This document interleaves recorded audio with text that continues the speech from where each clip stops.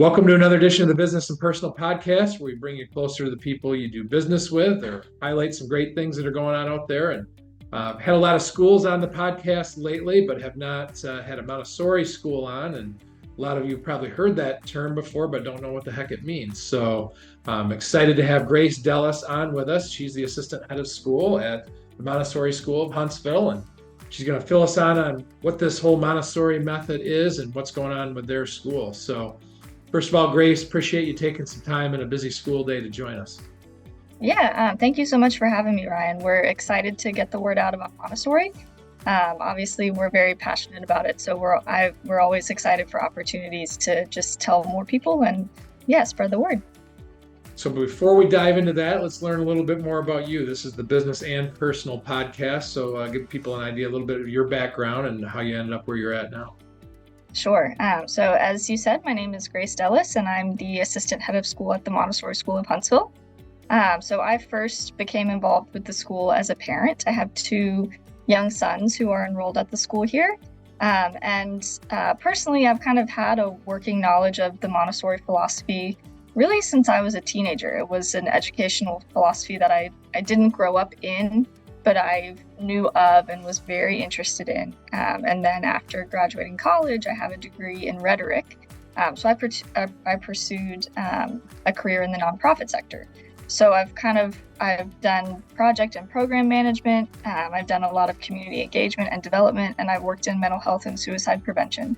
Then after having my children in the Montessori School of Huntsville and seeing the way the school community sort of functioned and came together, I really wanted to be part of that community as well. So I approached the head of school about becoming an administrator, and that's how I landed here. And I really love that I sort of get to merge that nonprofit experience and passion for community with my love of children and working around kids and education. So that's how I wound up here.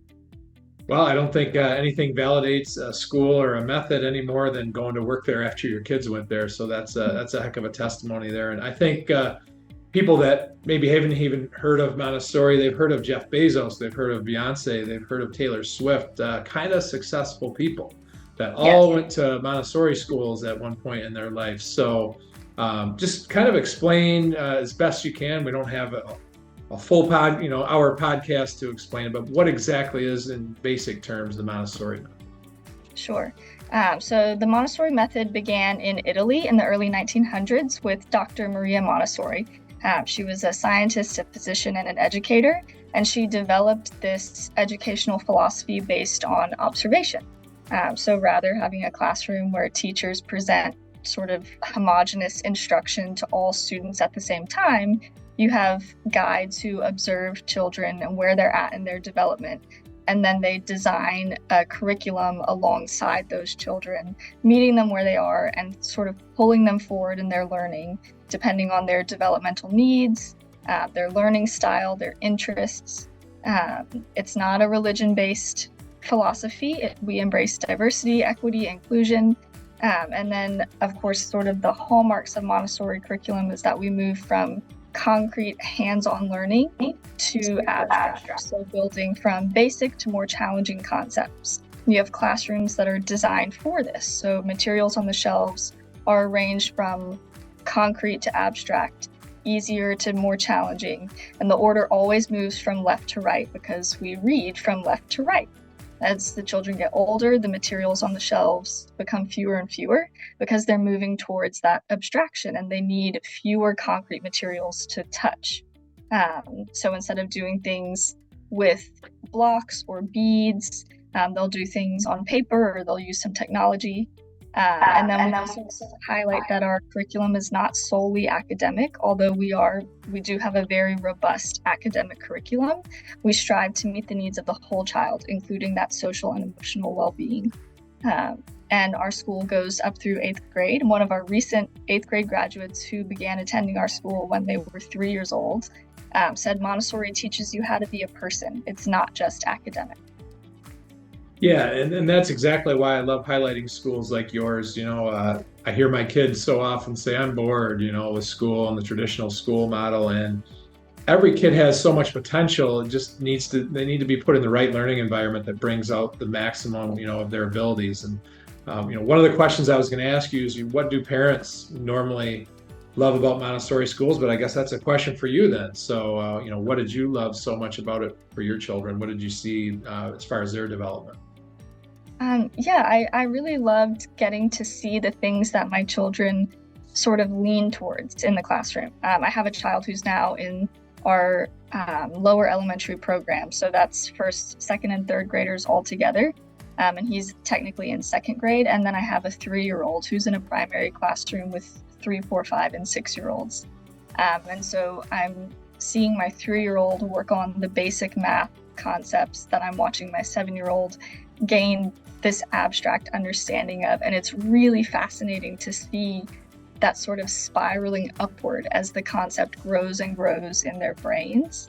And then again, this whole child development. I think often in traditional or public school settings, we're really training children to enter the workforce, but we're not necessarily preparing them for purposeful lives where they are able to think critically and really have meaningful experiences of learning.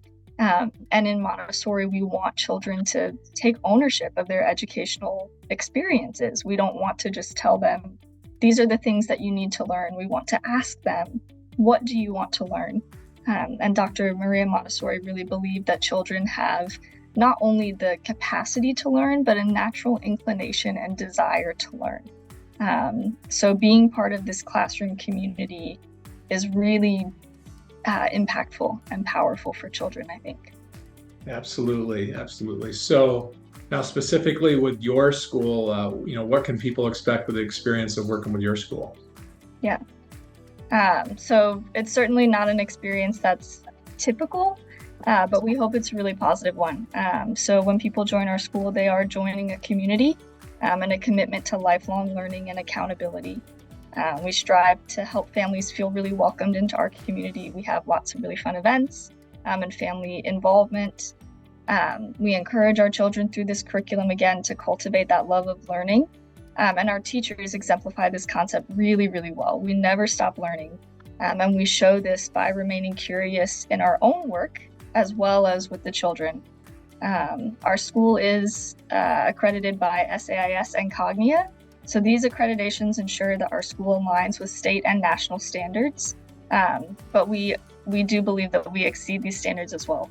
We're an American Montessori Society verified school, which means that all of our lead teachers hold a Montessori teaching credential, which is a master's level teaching program. These programs are accredited by MACD, which is the Montessori Education Council for Teacher Education, and this is recognized by the United States Department of Education.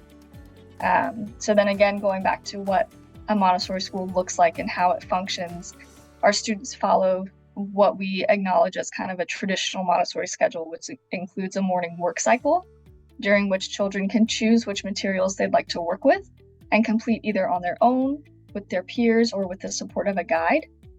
And we refer to our teachers as guides because we see that as their role to guide each child. So we follow the child to create these highly individualized and very hands-on learning experiences, which include all the same subjects as a traditional school, but not in the same presentation mode. We have multi-age classrooms, which promotes peer-to-peer learning and builds leadership and communication skills.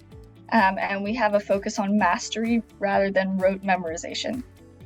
And then our students get to spend a lot of time outside. We have outdoor classrooms and lots of outdoor learning opportunities. We have really fun class pets, including an axolotl. We have established some really great partnerships with local providers, and we're able to have a chess club, soccer club, art. We have a twice monthly bookmobile. And then our elementary and middle schoolers have lots of opportunities for off-campus excursions. And then our middle schoolers run a micro business. So this helps them kind of learn how to become productive members of society. And then we also have events throughout the year to engage with our broader Huntsville community. We have our Peace Fest, we have our plant sale. So overall, we're hopeful that the experience here is really well-rounded for our families. They're part of a strong community that empowers and believes in their students. And we really are trying our best to prepare these kids for purposeful lives beyond the classroom. I think it would have led to maybe a quicker answer if I would have just said, what don't you do at the school? Because, wow, that's quite a list of things. I can't imagine you have many students say I'm bored. Very rarely. So, and yeah. if you ever see a child sort of moreless in a classroom, it's very typical to hear an adult say to them, "Can you find some work? Or do you need me to find some work for you?" And this sort of gentle guiding them to be able to have that executive functioning. Yeah.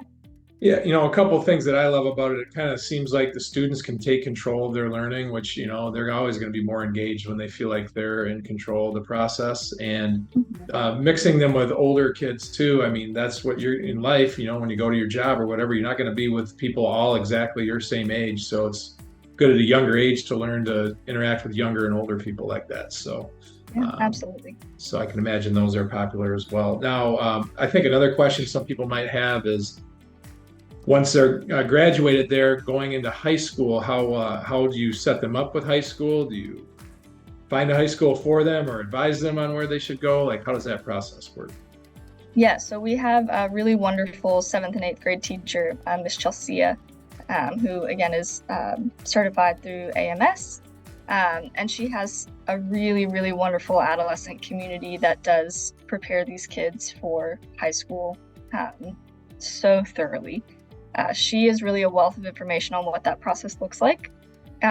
We are currently hoping to build up some stronger relationships with our local middle schools, but we have a long list of schools that we recommend. We have strong relationships with other prep and private schools in the area. Or of course, if parents want to, they can just have their students attend whatever school that they're zoned for. Well, anybody that's still listening to us here, Grace, is certainly interested in the school. So how can they go about getting in touch with you, maybe doing a school tour or enrolling? So we have tours the second Wednesday of every month. And people can go to our website, which is montessorihuntsville.org, to fill out the potential family inquiry. And our admissions director, Becky Spooner, will get in touch with you. And we hope that we'll see you at one of our tours. We would love to have you. Awesome. Well, thanks so much for coming on and answering the mystery of what Montessori is. Hopefully people have a full understanding of it. And, if this helps us connect you with one new student that you're able to help out, that was well worth our time. Yeah, thank you again for having me. It was a pleasure talking to you.